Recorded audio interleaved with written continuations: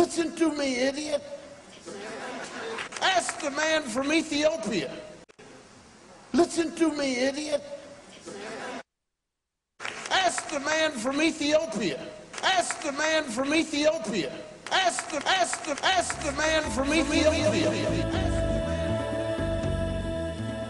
We got people raising children who don't want to know anything. Say they're not going to live, and you won't challenge them. I don't want to flip burgers. I'd make more money out dealing drugs. Listen to me, idiot. Nobody asked you to flip burgers for the rest of your life. Ask the man from Ethiopia. He will flip some burgers.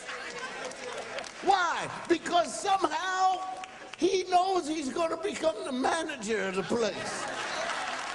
I don't know how many times I've heard some kid coming out say, I'm either going to be killed, or I'm going to kill somebody, or I'm going to go back into prison. We've got 900,000 black men in prison. And women, mostly black men. They release 60,000 a month. 60,000 males. About 65% of these males have no high school diploma. 80%. 80%.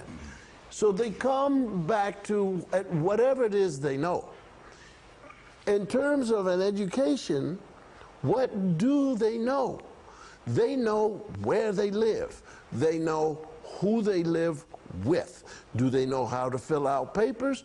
Do they have an idea of what job, or how to get a job, or how to study for a job? No. These are the things that have to happen to these people. The comic said many of the ills that segments of the black community face can be solved by having greater expectations and by using programs that are already in existence. There are successful programs where in the city of Wilmington, they now take kids who have been in the 10th grade for 2-3 years and put them in another school, not a special class, not a retarded class, but in one where they have to wear a uniform, where their parents have to sign on for a number of dates that they must appear and be a part of the program. In Wilmington, Delaware, where you pass or fail, but the passing grade is 85. Now, you can get a whole bunch of people, Mr. Gordon, who will go ballistics. That's too high. You're expecting to? No, it isn't, because they have teachers.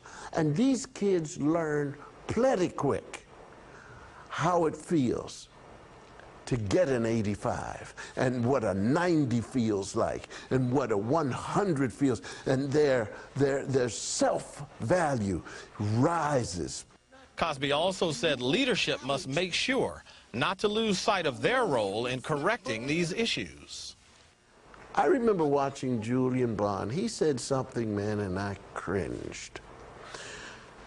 And he was with James Brown on a television show, and they were talking about youth or something, and this brilliant man, so well educated, so many stripes from the civil rights movement, so many successes, said something to the effect that he really didn't want to challenge youth or what was going on that much, because he didn't want to be seen as an old fuddy-duddy.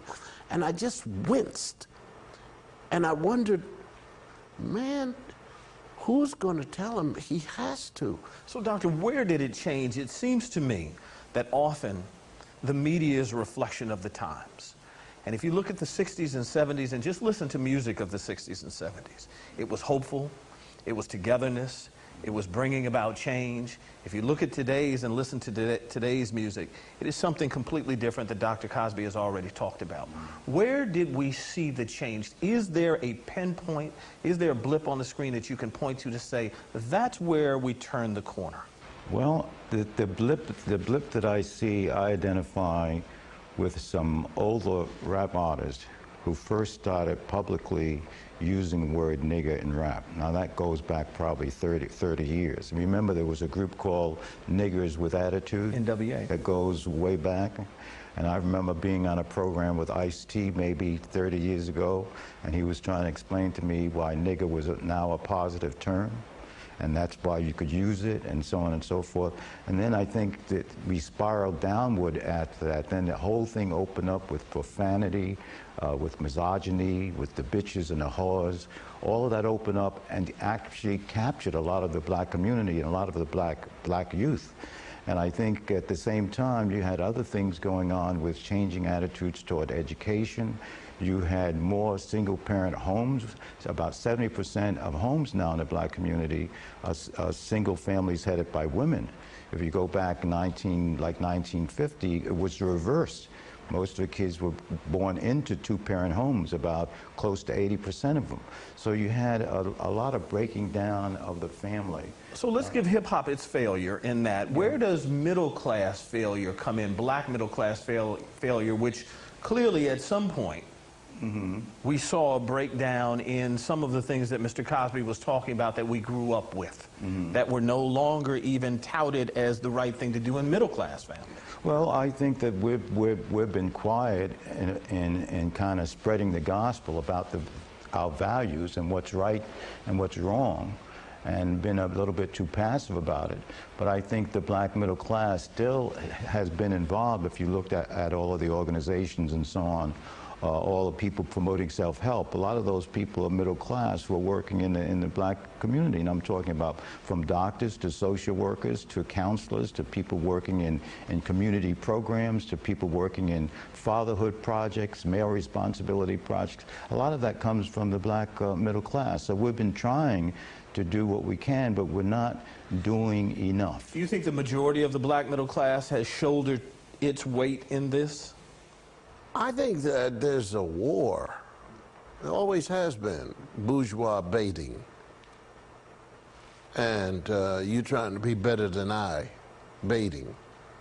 You live in the projects and you're walking around with your books and you get kids looking at you and, well, you think you're better than anybody else, and comes down to where you may pretend you're dressing the same way that they're dressing. But, Mr. Gordon, there's a confusion. We've got to get the people who are behaving in a detrimental way to see and understand where they're wrong, because I think they're absolutely afraid. I think they're frightened. I think they feel helpless. I think the very people who stand up for them per se, well, you're putting out stereotypes. Well, you don't like, Bill Cosby doesn't like poor people. Haven't done a darn thing to help poor people. More with Bill Cosby and psychiatrist Alvin Poussant right after this. These people have taken it, and they weren't afraid, and they ran into hurdles, but they had goals.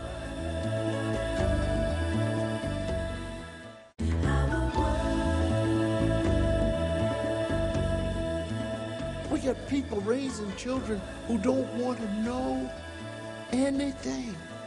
Say they're not going to live, and you won't challenge them. I don't want to flip burgers. I'd make more money out dealing drugs. Listen to me, idiot. Nobody asked you to flip burgers for the rest of your life. Ask the man from Ethiopia. He will flip some burgers. Why? Because somehow he knows he's going to become the manager of the place. I don't know how many times. Ask the man from Ethiopia. He will flip some burgers. Why? Because somehow he knows he's going to become the manager of the place. Listen to me, idiot. Listen to me, idiot.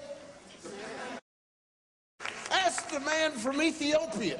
He will flip some burgers. Why? Because somehow knows he's going to become